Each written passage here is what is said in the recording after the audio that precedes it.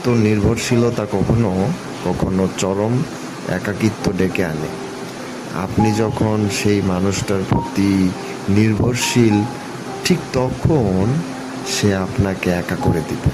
আপনি যখন তাকে ছাড়া আর অন্য কিচ্ছু ভাবতেও পারবেন না বা পারেন না, সে তখন আপনাকে ছাড়া ঢের ভালো থাকতে পারে। ঠিক আছে, ঢের ভালো থাকে ভাই, সবার সাথে হাসি খুশি থাকে, শুধু তারে বাদ দিয়ে। তার সাথে সম্পর্ক শেষ হয়ে গেছে।